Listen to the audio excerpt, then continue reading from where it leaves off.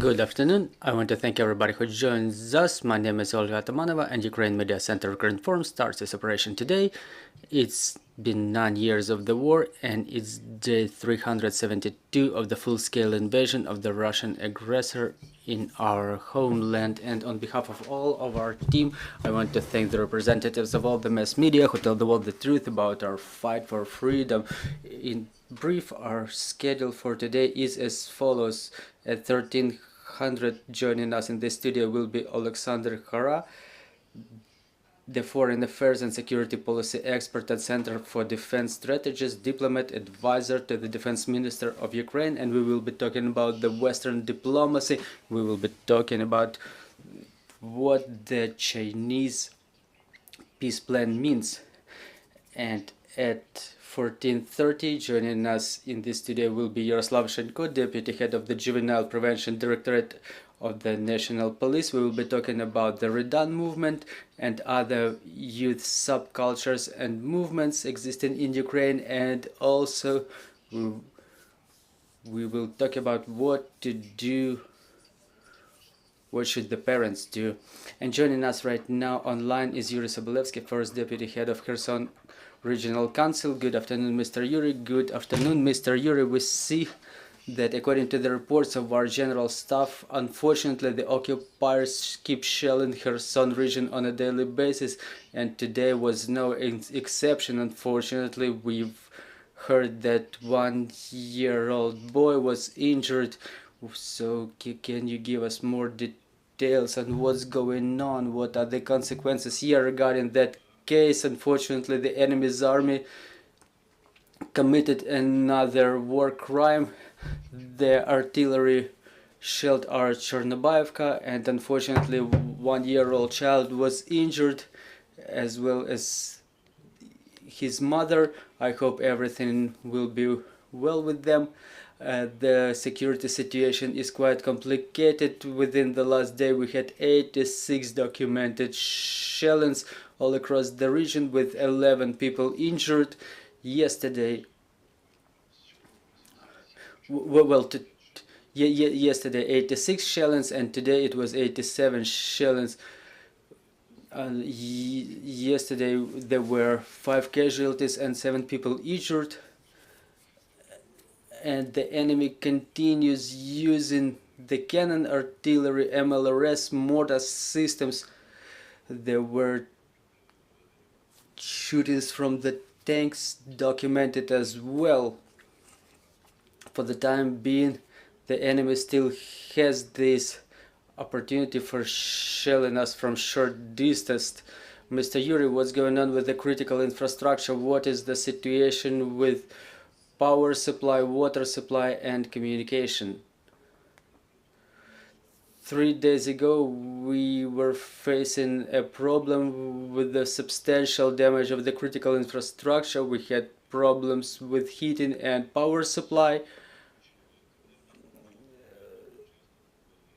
Well, you know, when there is a problem with power supply, there is a respective problem with communication. When the communication substations don't have enough electricity, and now we reestablished the power supply everywhere, all the problems were mitigated, and the specialists, the technicians, keep working on improvement of situation in the communities. There are still settlements which are not connected to the main way infrastructure lines. They are under constant shellings, but we do everything possible to support them, to support the energy supplying companies within the shortest terms possible. What are the top priority steps for yourself? What are the top challenges you're facing? What are the conditions of the life conditions in Kherson region communities in general? Well, for me, top priority is the lives of people. For me, the security situation, as I mentioned, is complicated. We focused all of our efforts to have our medical sector worked properly. We were communicating with Medics Without Borders today. Everything works in the city of Kherson, and given the conditions, the regional hospitals keep operating, and there are the mobile teams working in the communities. The ambulance works to the all across the region. However, in some communities where the situation is more complicated, the Medics Without Borders helps us, and the military too. But in general, the operation of the medical sector is quite satisfactory. But in some cases, they do the real deed, helping the people under the conditions of constant shelling. What we are still trying to improve is the first aid after the shelling. We implemented the new program together with the military administration for training of national police and state emergency service in provision of first medical aid. So because they are the first people coming on spot to the place of shellings, sometimes even sooner than the ambulance, and time is counted in seconds, and they can save lives, for example applying a tourniquet. And we try to inform the population about the mine threat, because every week we come across people who either get into a mine trap, or they act unconsciously with explosive devices. It seems like everybody knows that they shouldn't touch it, but every week we come across the cases when people try to disassemble a shell or something like that. Well, something like that should not happen. We should keep on working if we see that things like those happen. Dear colleagues, if you have any questions on the floor, please go ahead. Olga Panasenko of Ukrinform. Good afternoon. Could you please tell us how's the situation in the agrarian sector? We know that in the left bank of Kherson region, the occupiers cut and steal the equipment from the facilities of Chumak agricultural company. But we know that in the right bank the fields are mined. So how it will influence the sowing campaign in spring?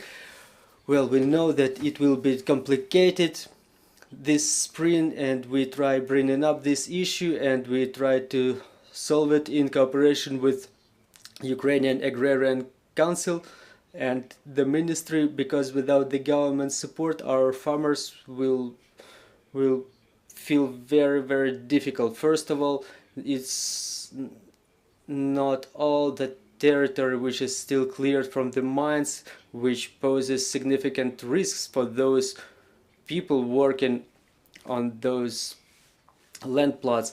And on the other hand, the orcs stole all the agricultural equipment and machinery. They were stealing the whole manufacturing lines for manufacturing of agricultural products. All the material is in fact destroyed, and in order to renew it, we need time and we need support on part of the government. And I think that the allowance and lending programs will be extended for our agrarians, and I hope that it's an achievement already that our farmers don't have to repay the loans on the real estate which was significantly damaged or completely destroyed during occupation.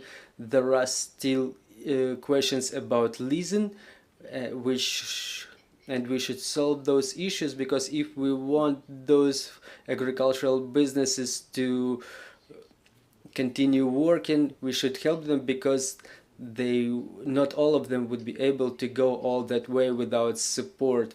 Mr. Yurii, maybe the last question will be about the temporarily occupied territories of Kherson region. What information do we have from there? How do people survive there? I'm saying survive because it probably cannot be called normal life. Well, the situation is very complicated there. It's very difficult in humanitarian sense. In the most of communities, the access to medical services is restricted. The situation with the food supply is also very difficult. There are filtration measures in place all the time because the checkposts are being closed for the entrance and exit. The Russians enter every single house, every single apartment. They check the property rights, whoever was registered there. They check the gadgets, the transport, personal transport, the cars. They look for the people who came to those settlements within the last couple of weeks or month. They press on the parents, so they give their children to the so-called schools. Those are the captured educational institutions, the Ukrainian educational institutions which were captured by the Russians, and they try to create some propaganda pictures. Well, and this is the absurd theater. They dress our children in the children's military uniform. So this militaristic ecstasy they try to impose on children from their very childhood. So they try to draw this propaganda picture for their media for the time being. The only way to live is through Crimea. It has its nuances with intensified search measures. All the people are being interrogated, even the children are being interrogated during crossing of this administrative border, but this is the only way people can live. They live through Crimea and then they come back to either come back to Ukraine or they stay in Georgia or the countries of European Union. Now we see that the occupiers have a huge problem with their government authorities, and the collaborationists that used to work there, they don't want to work there anymore. They try to find opportunities to move. Well, those clever ones are trying to move not even to Crimea but to Russian Federation, because they understand that Crimea will be returned to Ukraine soon. But an interesting fact is that nobody in Russia actually needs them. They face this problem all the time. They are needed to stay in the occupied territories and to do something there, to collaborate. And when they try to take some offices within the authorities of Russian Federation, their applications are being refused and they are being denied all their initiatives. So nobody needs the traitors, that's true. Especially when they try to do something they were never asked to do. Thank you for this information. Thank you for joining our broadcast. I'm reminding you, joining us was Yurii Sobolevskyi, first deputy head of Kherson Regional Council. Our next briefing is at 13 o'clock. Joining us will be Alexander Hara, and we will be talking and we will be trying to sort out what the Chinese peace plan is. So bear with us, trust in our armed forces, and work together for our victory. Glory to Ukraine.